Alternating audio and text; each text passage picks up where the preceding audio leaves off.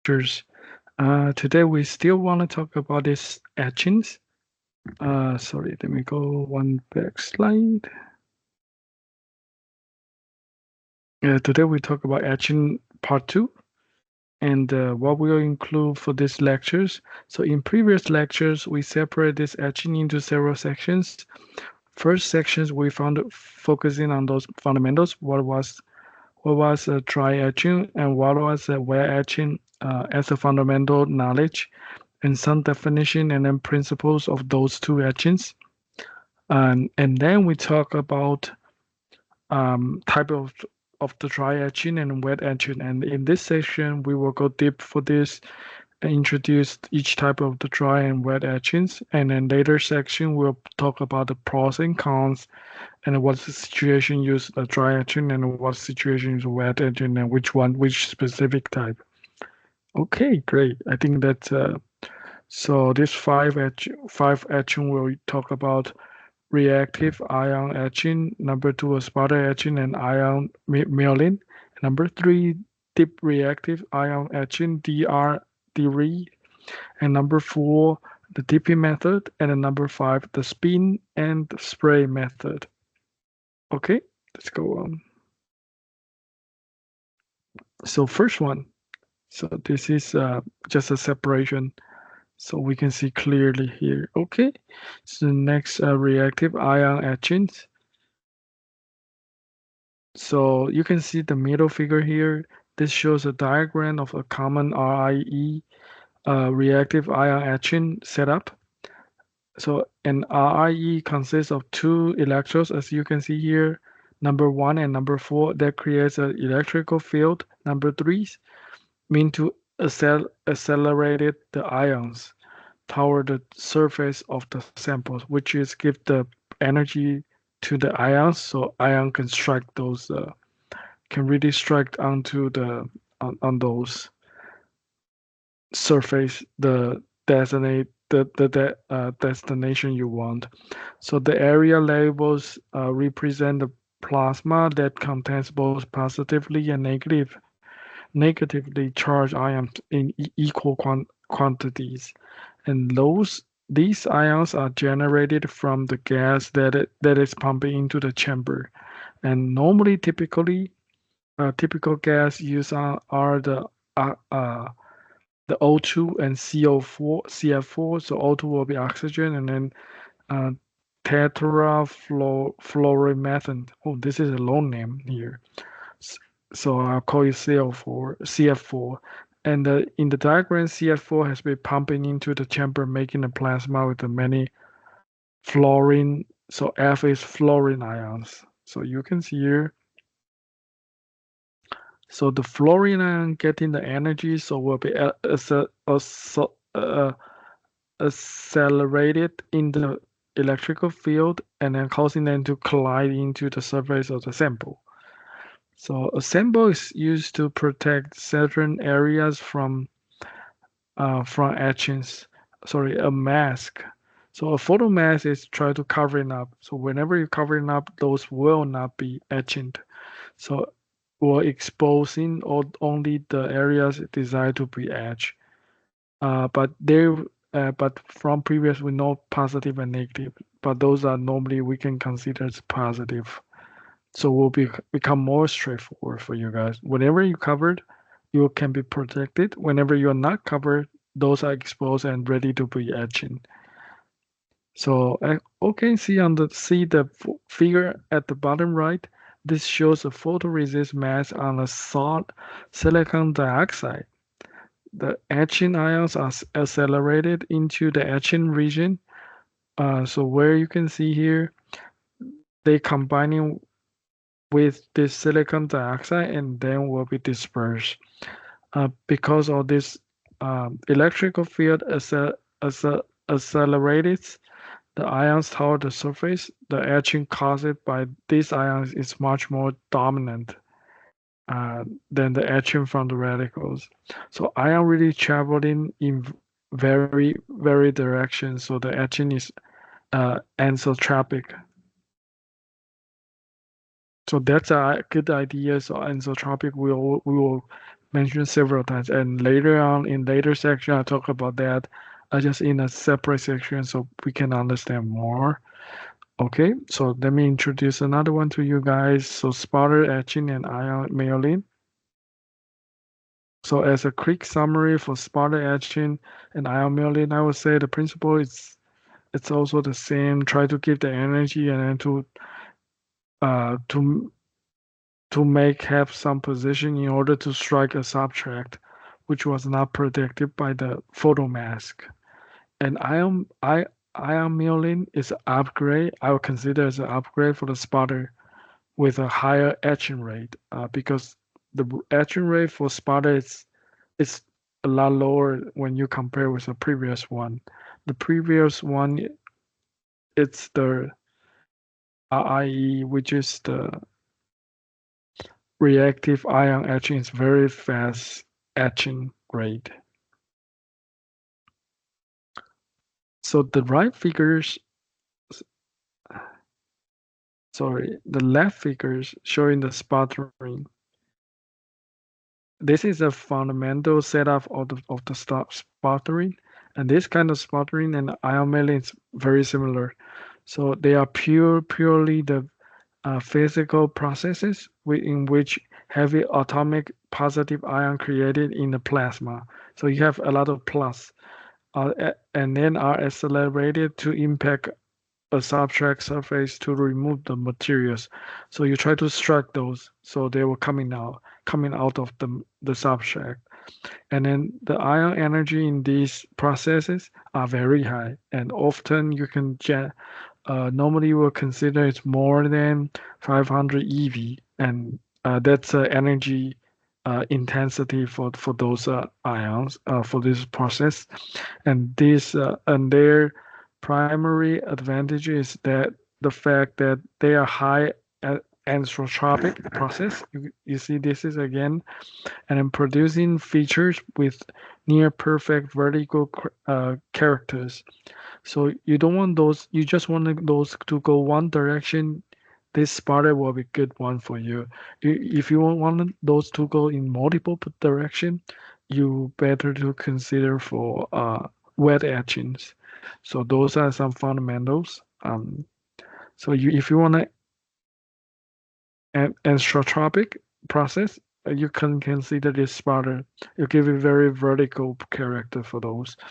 But on the negative side, you will think about this process are not particularly selective and then have some tendency to etch all the materials on the surface. So that's a downside you can see here. So maybe we'll undercut sometimes. And surface damage is also a problem in these processes. And the etching rate that are achievable using physical sparring are quite low when you compare with chemical methods such as plasma etch and RIEs. So there's some downside for that, but you see this is maybe you can save some cost or something. And next one on the right figures, we talk about ion milling. This is a very typical schematic of the ion milling etch systems. Ion milling is a method that has been developed over the years to increase the etch rate in these processes. So I would consider that an upgrade um, for the sputtering. So in ion milling, you can see a lot of equipment here on this on the right hand side figures, and that's heavy ions, argon plus, are generated in the plasma, confined to a discharge chamber, and then separate from the process chambers. A negatively biased grid accelerated the ions out of the discharge chambers to and form an ion beam in the process chambers. So that's how the process come in. And then the process chamber is maintained under high vacuum. Normally will tend to the -6 torr, if I remember correctly, and to maintain the coherence of the ion beam until it strike the mounted subtract. In so normally These processes are not widely used in advanced device fabrications. So you can see there is some, I would say, some limitation there, and it's something we need to break through maybe in the next generation or something. Number three, we talk about deep reactive ion etching theory. So theory is very special subclass of which is a reactive ion etching. So I will consider that a big upgrade because you can enable those anisotropic etch process, use it to create a deep valley or deep penetration and steep side of holes and changes in wafers and substrate, typically with the high aspect ratio. So aspect ratio is really the width and the height. So the height is, you can consider that's a very big numbers, and then the width is a very small number. So they give you a very steep look for whenever you want to do that, based on the configuration of the wafer. Um, okay, so there are two type of those. So Bosch and Cyro, Cyrogenic. So on the left, you can see the Bosch process uses a fluorine-based plasma chemistry to etch the silicons.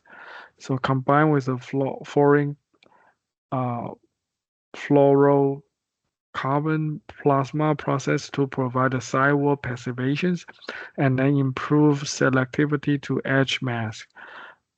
A complete etch process cycles between etch and deposition steps will steps many times to achieve this deep vertical edge profiles.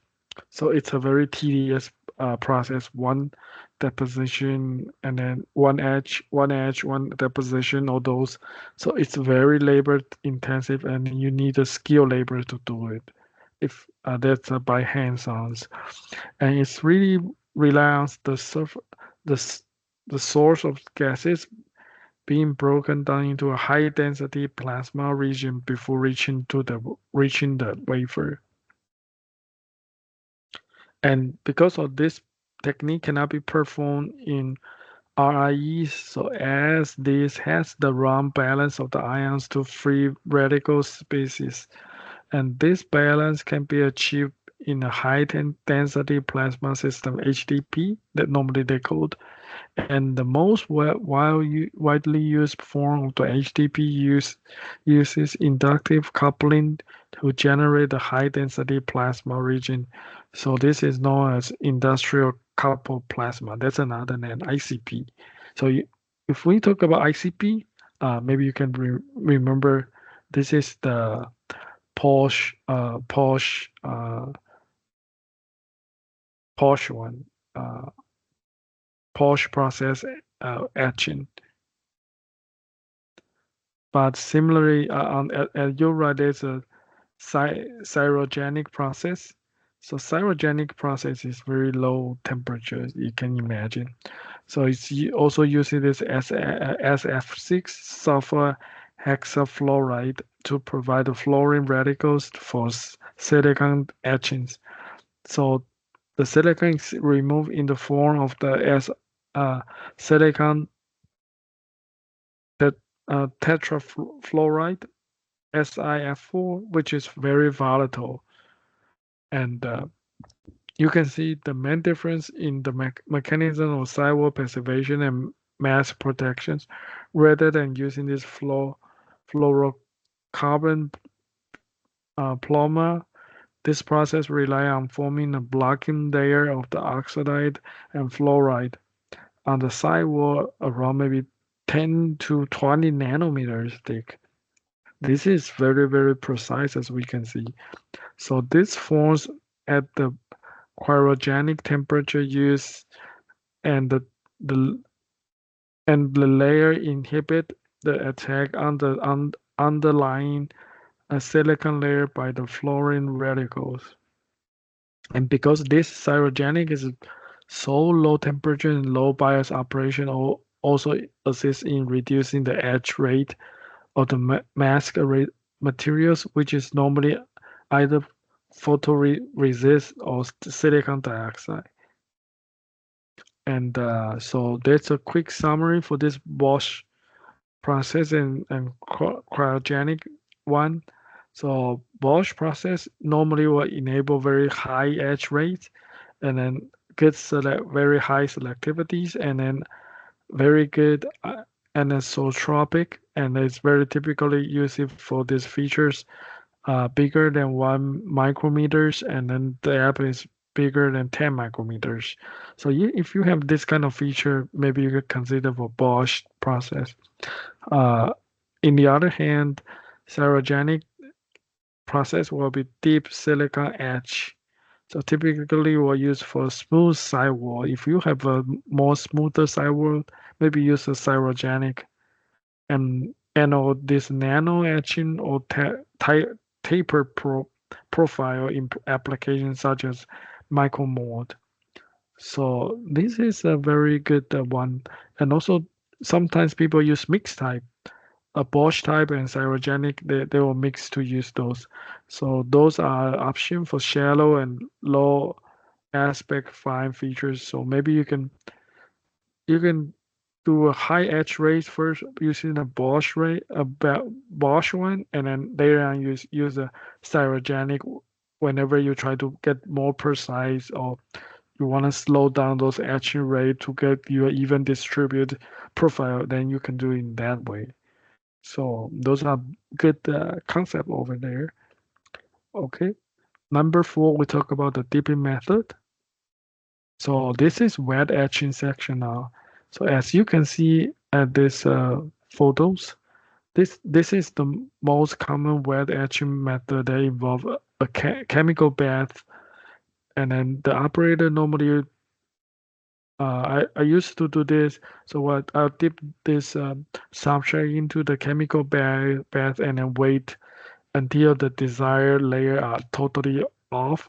And this is really depending on the temperature for this, and then the etching rate for this, and then sometimes I'll do some gold etching, and sometimes I do some chromium etching.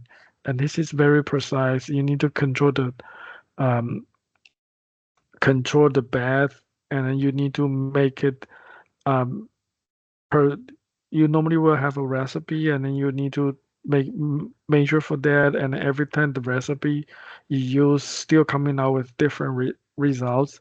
So it's really, and then also the timing were very important, so you also need to a timer for that, and then temperatures and then moisture, all those will take into a factor for those from my experience.